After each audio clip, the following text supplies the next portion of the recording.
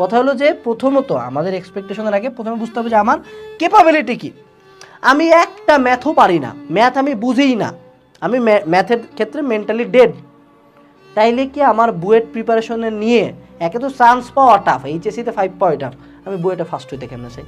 আচ্ছা ফার্স্ট আমি চান্স পাওয়ার কথাই কেন চিন্তা করবো? আমাকে বুঝতে হবে আমার ক্যাপাবিলিটি কতটুকু, আমার ক্যাপাবিলিটি ডিউ স্ট্যান্ডার্ড, আমি কেন বুয়েটের প্রিপারেশন নিব?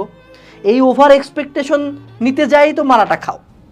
আচ্ছা ক্যাপাবিলিটি ধরে নিলাম যে কারো অনেক সময় আমাদের ক্যাপাবিলিটি থাকে না, এই ক্যাপাবিলিটির গ্যাপটা আমরা ফিল আপ করতে পারি আমাদের এফোর্ট দিয়ে, যে না আমি ম্যাথ কম পারি, আমি একটা ম্যাথ 20 বার করে করব, তাইলে দেখি বইটা হয় কিনা। আমি ফিজিক্সের ম্যাথ কম পারি, আমি বাজারে সব রাইটের ফিজিক্সের ম্যাথ করে যাব, তাইলে দেখি বইটা হয় কিনা। মেডিকেলে আমার তথ্য মনে থাকে কম, আমি সব তথ্য একবার বইয়ের সব তথ্য লাইন হাতে একবার করে লিখবো, রয়্যাল গাইড ফার্স্ট ইয়ার একবার, সেকেন্ড ইয়ার একবার, তারপরে শেষ করবো, মেডিকেল কিউএনএ অ্যানালাইসিস আগে থেকে শেষ করবো, তাহলে ঠিক আছে। তুমি এফোর্ট দাও কিনা? এখন তুমি ভাই এফোর্টও দিবা না, তোমার ক্যাপাবিলিটিও নাই, তুমি টার্গেট করছো এত বড় কিছু, হোক সেটা অ্যাডমিশনে, হোক সেটা এইচএসসিতে।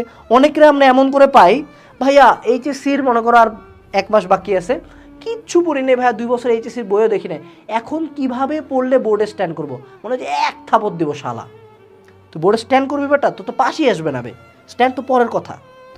প্রথমে রিয়ালিটি চেক দিতে হবে, যেটাকে আদৌ আমার ক্যাপাবিলিটিতে আছে নাই। তা আমি কবি বলুন যে এফোর্ট দিতে পারবো, যদি উত্তর হয় হ্যাঁ তাহলে ঠিক আছে, গো ফর ইট। তুমি তো এফোর্টও দিও না। এফোর্ট আর ক্যাপাবিলিটির মধ্যে সম্পর্ক হলো একটা, ধরো ঝুড়ি আছে, ঝুড়ির মধ্যে বা একটা বোতল আছে যেটার মধ্যে অনেকগুলো ফুটা আছে, তুমি তোমার এফোর্টটা হলে টেপের পানি, ঠিক আছে? তুমি যদি এই 3-4টা ফুটা থাকা সত্ত্বেও যে তোমার ব্রেন ডাল বা তুমি ওই অনুযায়ী ক্যাপাবল না, তোমার ধরো মাসেল বড় হয় না, তোমাকে কি করতে হবে? পানির গতি বাড়ায় দিতে হবে, তাহলে পানি যদি এই সাইড দিয়ে পড়ো তাও জিনিসটা ভর্তি হবে এককালে। এখন তোমার এই সাইডে ফুটাই আছে 50টা, তুমি পানি দিচ্ছ ফোটায় ফোটায়, তোমার জীবনে জগ ভর্তি হবে না।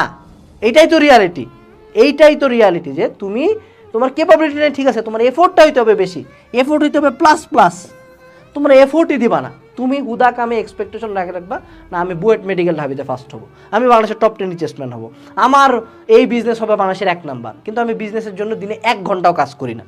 আমার কথা হলো স্বপ্ন দেখা ভুল না ভাই, টার্গেট বড় করা ভুল না ভাই।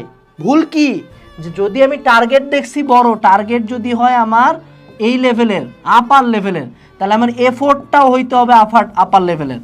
আমি যদি লাইফে বেশি কিছু চাই যে না আমি বাংলাদেশের সবচেয়ে ভালো ক্রিকেট প্লেয়ার হবো, আর আমি জীবনে একদিনও ক্রিকেট খেলবো না, আমি বলবো না আমি বাংলাদেশের সবচেয়ে ভালো ক্রিকেট প্লেয়ার হবো, আমি সাকিব আল হাসানের চেয়ে ভালো অলরাউন্ডার হবে, ঠিক আছে, আমি কয়দিন প্র্যাকটিস করছি ক্রিকেটে, আমি ঘুম থেকে উঠে 2টার দিকে আমি সপ্তাহে 1 দিন পাড়ার গলিতে ক্রিকেট খেলি, 2-4টা 6 মারে বলে আমি সাকিব আল হাসানকে কাটাই দেবো, তাহলে হবে না। সো জিনিসটা বুঝো যে তোমার ক্যাপাবিলিটি বুঝতে হবে 1, 2 নাম্বার যদি ক্যাপাবিলিটি থাকে তাহলে তো ভালো, তাহলে এফোর্ট দিতে হবে। ক্যাপাবিলিটি না থাকলে এফোর্টের পরিমাণ আরও বেশি হইতে হবে, টার্গেট যত বড় এফোর্ট তত বেশি হবে।